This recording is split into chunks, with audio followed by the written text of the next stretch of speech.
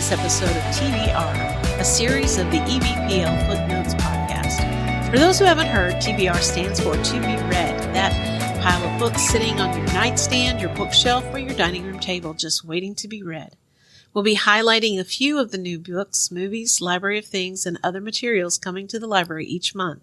I'm your host, Jamie, and I'm here today with Aaron. Hey, Jamie. Thanks for having me. So we're talking about just a handful of the new items that come into the library each month. Why don't you go first? What are some of the things that you've noticed that have piqued your interest? Well, that very large and intimidating list we got, I did find a few titles that definitely piqued my interest. So on the book side of things, I really gravitated towards a couple of nonfiction releases this month.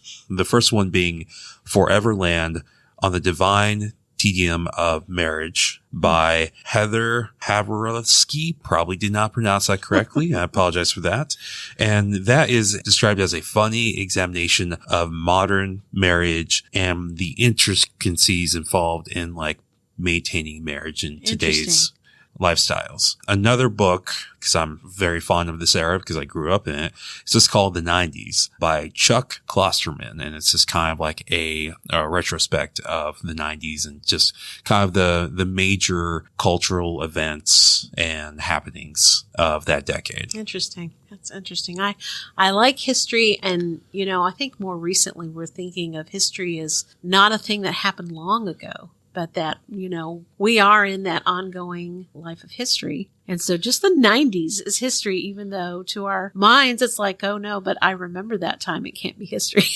Yeah. And I think I mentioned this before, the perfect framing for that, you've seen That 70s Show, right?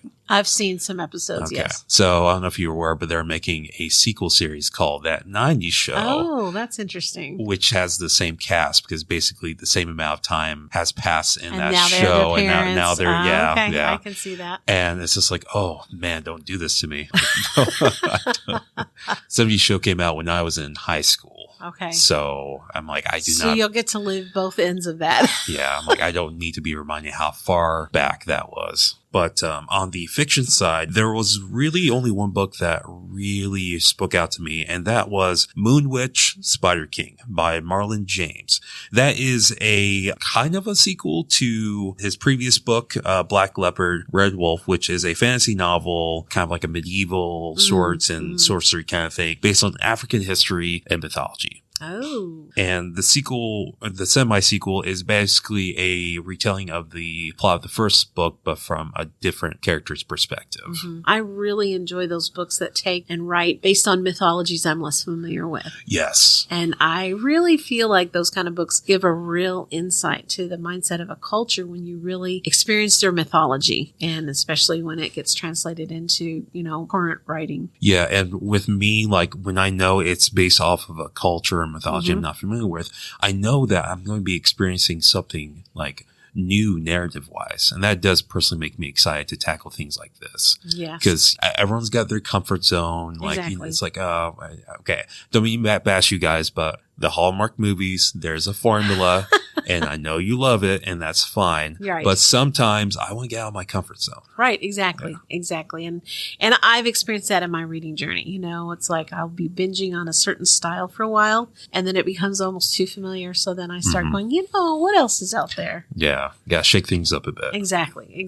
All right. So I'm going to jump in and go for it. Do a little bit of back and forth of some of the things that I noticed. And one of the things I look forward to every week is what are the new items coming in? And I always check that spot on our website to go, what are the new titles coming in? And so what I noticed this month is we have a lot of next in series kinds of books coming out. And so, for example, the next in series of the In Death series by J.D. Robb is Abandoned in Death. It's the 54th in that series.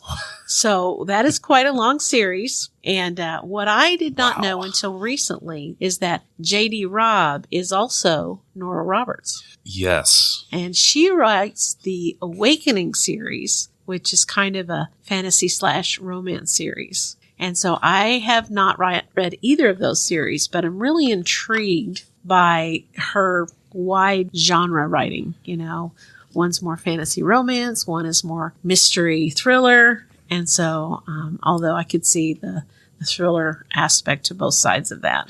So, why the pseudonym, though? Is it because the genres are vastly different and she was afraid like she kind of be handicapping herself in marketable appeal? Or I mean, I had the same thought and I didn't find a real clear answer to that, but I did look and see that she's not the first writer who's done this. Yeah. Stephen King did this. Yes, Richard Bachman. Yes, exactly. He wrote under the pseudonym Richard Bachman, as you said, and Agatha Christie wrote a few romances under the pseudonym Mary Westmacott. And so I wonder in the same way if she, who was known for mystery, wanted to write a few romances, but didn't want to write as Agatha Christie because of the expectation of, well, if it's an Agatha Christie, it's a mystery, you know? I think it's definitely different for each one. I know in Stephen King's case, when he started writing as Richard Bachman, he did because back in that time, if you wrote like more than one novel a year, they saw that as a sign of you being like, you're rushing things and you're a bad writer. And so a lot of writers back then did use pseudonyms because they were just cranking out like 3 to 4 books a year, but they could only market one at a time. Right. And,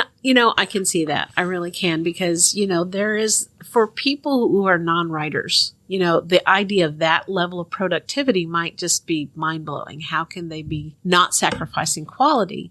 And, you know, but some writers are just simply prolific writers and they've got a million ideas and the time and the discipline to flesh them out. And so I'm sure that there's as many writing styles as there are book styles. You know? Yeah, absolutely. So, you know, some people are going to be a more steady paced writer and some are just spitting out books. Like, you know, I don't think that would be my style if I were to write. But anyway, so some of the other series that are coming out is number 14 in the Stephanie Barron is the author, and it's a Jane Austen mystery series, and it's Jane and the Year Without a Summer. And the Year Without a Summer was an actual year. It was in 1816, and there was no quote-unquote summer that year because in the South Pacific, Mount Tambora had a major eruption, and it caused what was called a volcanic winter. And so this book is set in Jane Austen's time in that summer, the Year Without a Summer. And of course, it's this whole mystery of something that happens while she's away recuperating from poor health and some mystery arises. So that sounds intriguing to me. I like when they draw in actual history to a setting. Yeah. And not only that, but they take like familiar characters, but they like put a new spin on them too. Exactly. Yeah. Exactly. As long as it's well done, I really enjoy that. I'm all for reboots. I'll put that like out in the open right now. Reboots are fine. Yes. Rebooting characters are fine as long as it's done well, like you said. Exactly. That's the point. I have no objection to a sequel or a remake as long as it's done well. Yeah. Not all are done that well. No, yeah. There's a good chunk of them not done well. Yeah, that's true. And for fans of Janet Ivanovich, she is beginning a new series. The very first book in that series is called The Recovery Agent. I saw that. And it's set in the jungles of Peru. She is all about finding these missing objects or lost things. She's usually hired by a family, but in this case, it's something more personal and close to home. So I'm really curious about that adventure series. So I also have several movies that are coming out this month that I'm really looking forward to. Because you're a movie buff. I am a movie. Well, I will watch movies. I don't know if I call myself a buff. I don't know if I've earned that credential yet. But now I'm not sure when these are being released by the library yet. But the ones I'm looking forward to, first, some good old-fashioned horror schlocky fest. Resident Evil, Welcome to Raccoon City. Wow. Which, yeah. That sounds an interesting title. So it is actually, it's of course based off a video game series, but it's also a reboot of the original Resident Evil movie series. Okay. That actually has 6 entries, started back in 2002, starred Mia Djokovic, I think is how you pronounce her last name. But this is a complete reboot, closer ties to the plot lines of the original games.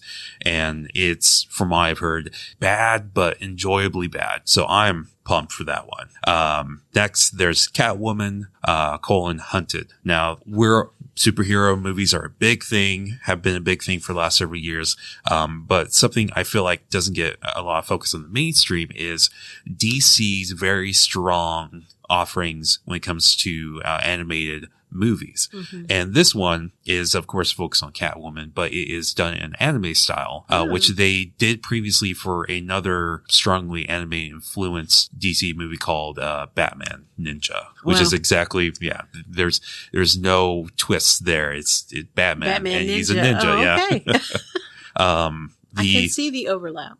Yeah. But that one actually like transported with no explanation, like everyone back to, feudal Japan era. Mm-hmm. And then they're like, we'll just win in Rome. Right. But in Japan at that time. So then, the first season of Heels is coming out on DVD, which I've been looking forward to. Do you watch pro wrestling at all? Have you ever? I do not. Okay. I have a daughter and her husband who love it, but it's just never been my thing. So it is a show. Did you ever watch Arrow or ever heard of Arrow? Yes. I'm familiar with that one. Stephen Amell, who was previously Arrow on that show, he stars in this TV series about a local wrestling league that he inherited from his father, and both him and his brother are wrestlers in. And it's just kind of like a behind the scenes look at this, like wrestling itself. Like if you watch wrestling now, it's presented like as a real sport. Right. But we all know it's scripted. I'm not going to say it's fake because I get back. Kind of choreographed. It's choreographed. But when people are like, oh, wrestling's fake, I'm like, do you know movies are fake too? Yeah. Well, reality TV is not reality TV. Very scripted for most of the time. But it does like that very deep dive behind like the psychology of like keeping up like what they call kayfabe, which is the parents keeping the show going, like no matter what you're doing. Like if you're out and about, you're still that wrestling character. Like, even if you're like at the local watering hole. Yeah. I see. I could see the tension in that. Imagine being the actor who has to be their character whenever they're in public. Yeah. I wouldn't like. I mean, just imagine if Johnny Depp had to be like Captain Jack like all the time. Yes, exactly. Exactly. Can you imagine? That would not be a good way to exist. The last one is House of Gucci. Oh, okay. Which is kind of for the same reasons that I'm looking forward to Resident Evil. I'm also looking forward to this one because it's probably not as gory, of course, but it's just got like a certain amount of hamminess to it. Okay. That with like some of the performances I've seen. So that one I'm definitely looking forward to. So check those out. They should be coming into the library this month. Of course, some of those you can go ahead and put holds on. Just let someone at the front desk or the information desk know and they'll help you out with that. Right. And depending on when you become aware of that, you may be still waiting a moment. Yes. I get in line for holds, placing holds for things that are coming in. And sometimes I catch them early. And so I'm early in the line, but I just recently put a hold on the newest Ghostbusters Afterlife movie. And I'm like number 54 in the line. So it's moving up, but it's going to be a minute before I get to watch that. And I always tell people like it goes a lot faster than you expect. Because usually the new releases, we do get a lot of those copies, especially ones we know where we're going to have like upwards of 100 people putting holds. I often, as people put holds on, and they will ask me that question where I'm at line. And I'm like, oh, you're number 12 or 37. Yeah. But I always tell them we have multiple copies, so that'll move more quickly than you expect. Yeah. So anyway, some of the nonfiction books that caught my eye. Now I like, and I guess it's a little early to be thinking about this, but I enjoy camping and hiking. And so as the warmer months approach, I noticed this book, 50 States, 500 Campgrounds, Where to Go by Joe Yogerst. So a lot of times my husband and I will do our camping locally, not far away. We've got a place that we like to go to in Illinois frequently, but we also like day trips and just going a little farther afield. And so there's some places I'd like like to go. And so that title caught my eye because I thought I could see myself kind of going in an ever widening circle just further away. So one of the places that I have been recommended to is the Indiana Dunes National Park. I haven't been up there yet, but I could just see going a little bit further each year to just some campground or area that we haven't visited yet. So this would be a good resource to start doing a little preemptive research. Oh, definitely. And then Renee Brown, many people know that name now, but she has been well known for the last several years for her research addressing courage, shame, vulnerability, and empathy. And she has just released a new title called Atlas of the Heart. And so I watched her special on Netflix. I think it was called A Call to Courage, and it was excellent. And I've heard her on her podcasts, and she really speaks very eloquently and bravely about difficult issues for people to unpack. So I think that this book would be very worth the time to spend on. And the last nonfiction book that caught my attention was called Eating to Extinction by Dan Saladino. Love that title. Saving Rare Foods and Why We Need to.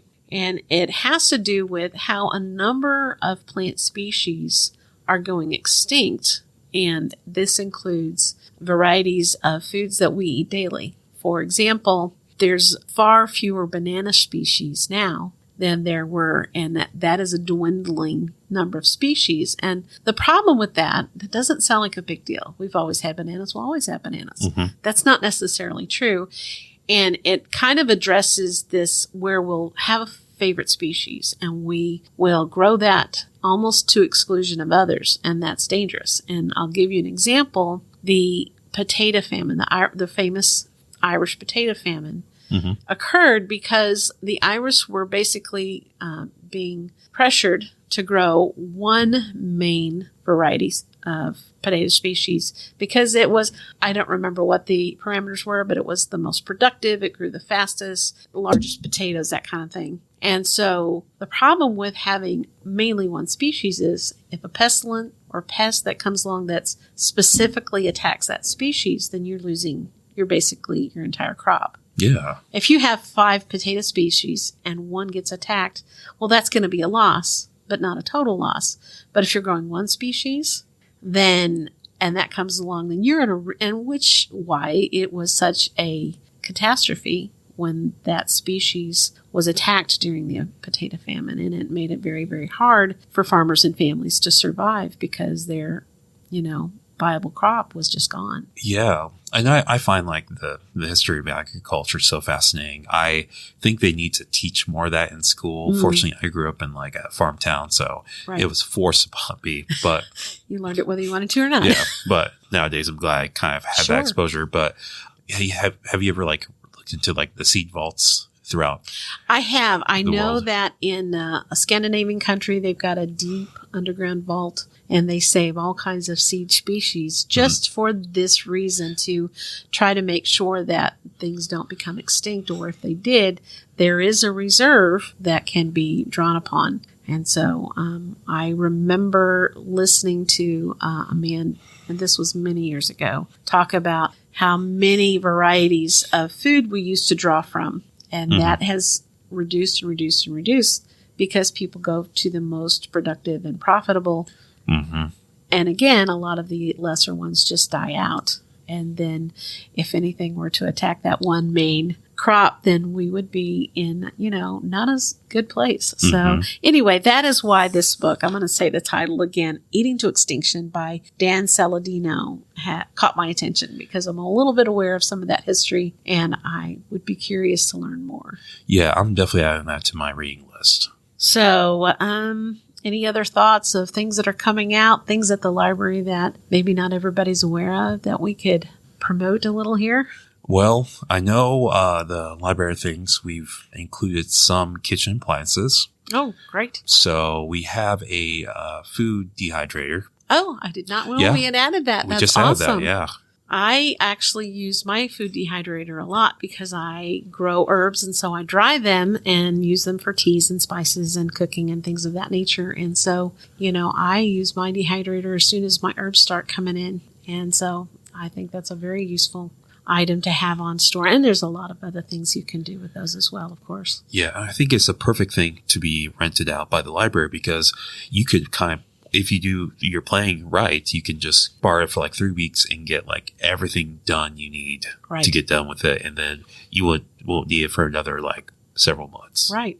It's not taking up space in your, a lot of times, we have all these items. You don't have to make that major cost investment. You don't have to find space for it. And you can just, plan ahead and place that hold if you need to, and then make whatever it is you're going to make. Or, I think one of the things that they are planning on adding are some tools. Yes. Those tools that you just really need once or twice. Yeah. You don't want to borrow from the neighbor, don't want to spend a lot of money to purchase it if you just really need it for a quick fix at your house. We're discussing like power tools. Oh, yeah. So see, I wondered about that. I didn't want to overspeak, but I'm happy to hear that. It makes sense. You just need a drill for a quick project. Yeah. And if you only need it for a quick project, then why the major investment? Yeah, and that's what the things we're kind of really trying to add to the library of things is just different things that are like needed, but only once or twice a year. Like, for example, like the cake pans, like the special cake pans we have for December, because a lot more people were doing baking for the holidays. Well, right. And I noticed the cake pans, they're those, as you say, the specialty ones with the different faces and shapes. This year, my kid wants, Darth Vader, next year, SpongeBob SquarePants, and you don't want to have to buy those cake pans each and every year just to gather dust afterward. Oh, yeah. Anyway, there's just so many things coming to the library. And so definitely check in with us. On our website, you will find new things being added to the collection every week and indeed every month. So do check in. We have exciting things going on. All right, well, thanks for having me today, Jamie. I am so glad you came. I'm always interested in what you have to say. I apologize for like a bit of the stuffiness. I am still getting over like a bit of the sniffles. So if it sounds like I'm choking, I apologize, listeners out there. I can breathe sometimes, but I can breathe enough. This has been a production of EVPL Footnotes. Join Jamie next time for TBR as she explores more new items coming to a library shelf near you.